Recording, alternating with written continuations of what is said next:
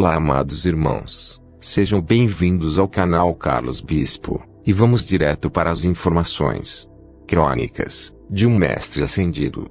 Texto antigo, de um manuscrito enigmático, assegura que Jesus Cristo se casou e teve filhos.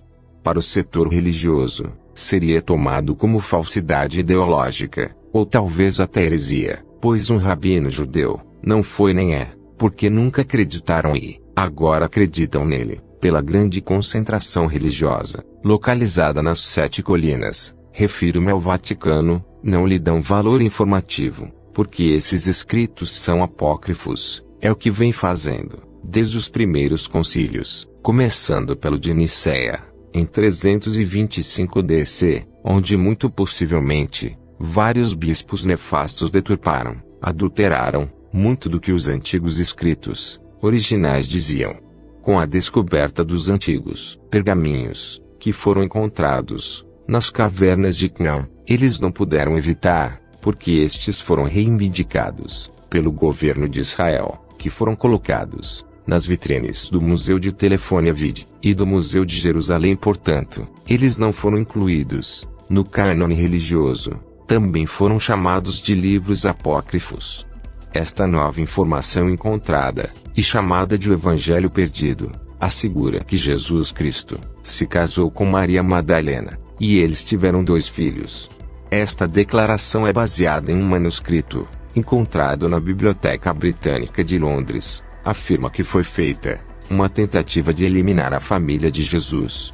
O novo livro intitulado é o Evangelho Perdido, decodificando, é o texto sagrado, que revela o matrimônio de Jesus com Maria Madalena. Apresenta a hipótese de que Jesus Cristo ele se casou com Maria Magdalena, e eles também tiveram 2 filhos, relata Dali e-mail. Os autores, o professor de estudos religiosos Barry Wilson e o escritor histórico Cynthia Jakubowski, baseiam suas reivindicações em um manuscrito que data do século VDC, que encontraram na Biblioteca Britânica. Trata-se de A História Eclesiástica de Zacarias Retórico, de Mitilene, escrita em língua siríaca, que era um dialeto do aramaico médio.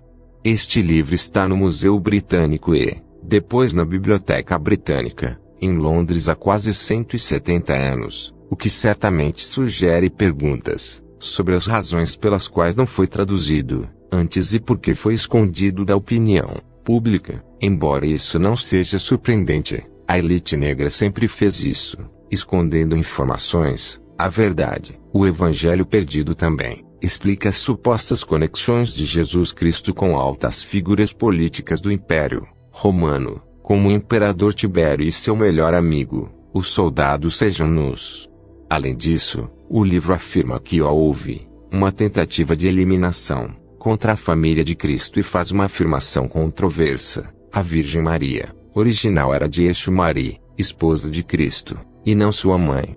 No entanto, a Igreja da Inglaterra afirmou que a obra tem mais em comum com Dan Brown, autor de O Código da Vinci, do que com a realidade dos evangelhos dos apóstolos Mateus, Marcos, Lucas e João. Um professor de História da Igreja na Universidade de Oxford, Jeremiah McCulloch, referiu-se ao volume como o maior absurdo, acrescentando que está muito surpreso com o fato de a Biblioteca Britânica receber esses autores. O Evangelho Perdido não é a primeira vez que se apresenta a hipótese do casamento de Jesus de Nazaré e Maria Madalena. Nikos Kazantzakis fez a mesma suposição em 1953 em seu livro A Última Tentação de Cristo. O mencionado Dan Brown usou a mesma ideia em seu livro O Código da Vinci.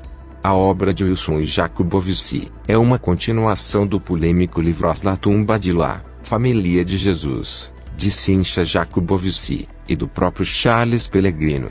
Esta última obra conta a história da descoberta do túmulo de Talpiot e propõe a hipótese de ser o túmulo de Jesus Cristo e sua família.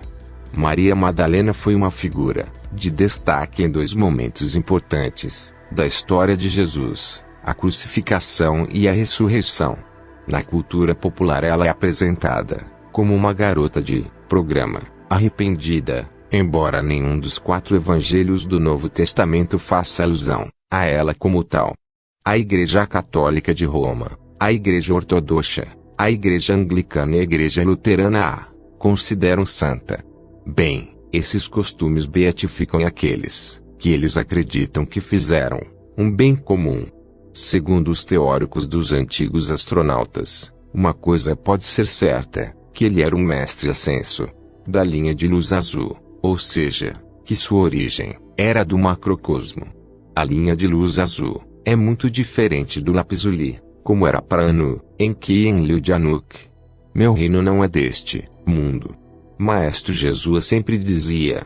Significa que, assim como todos vieram a encarnar em um corpo humano, também como tal, e nascido neste planeta, as leis naturais de um mundo celestial o cobriram e, portanto, foram submetidos a ele.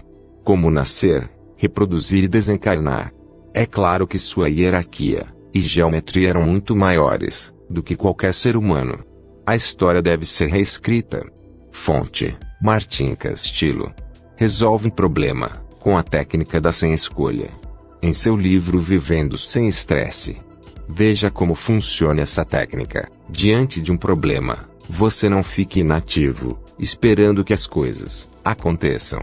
Tampouco se trata de jogar uma moeda ou consultar um astrólogo, esperando que o resultado seja o correto.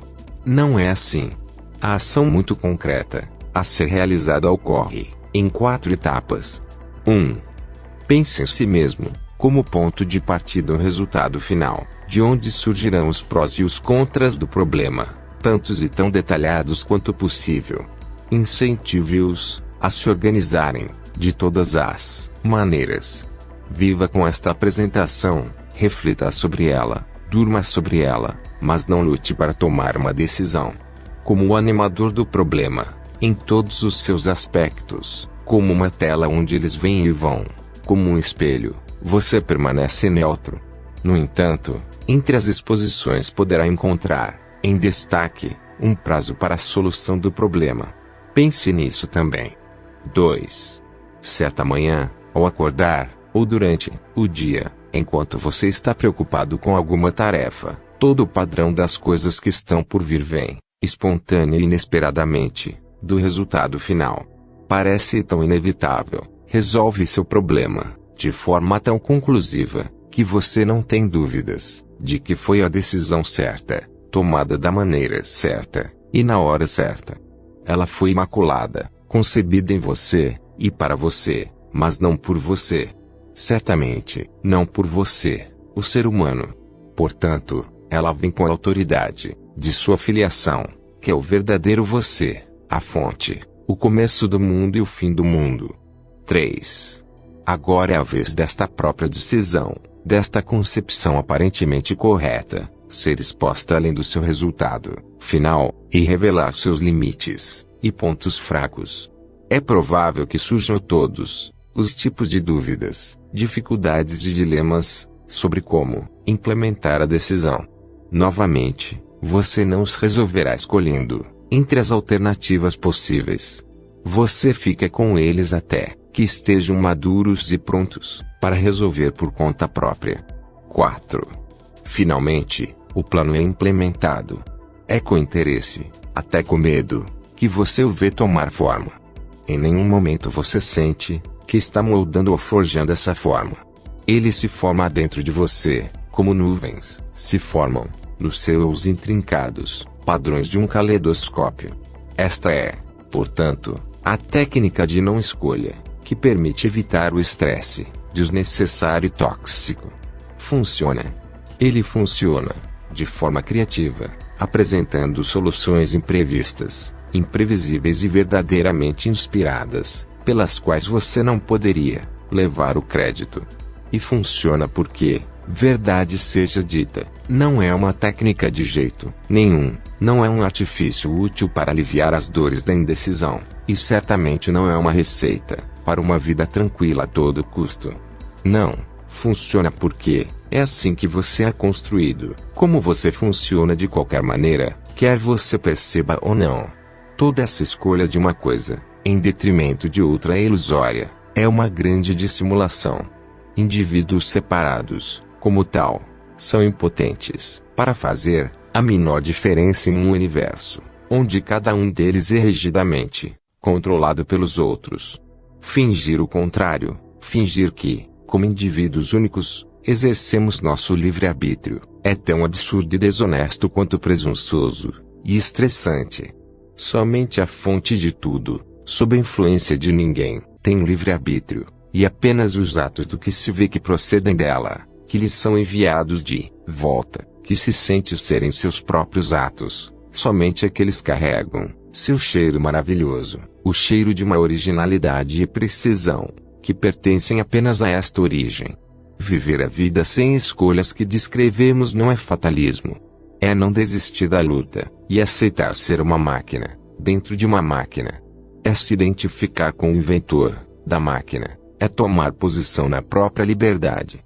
É ser sua própria fonte, escolher o que vem dela e percebê-la como muito boa. Fonte, Douglas Harding. Se gostou do vídeo, deixe seu like e compartilha. Muitas bênçãos.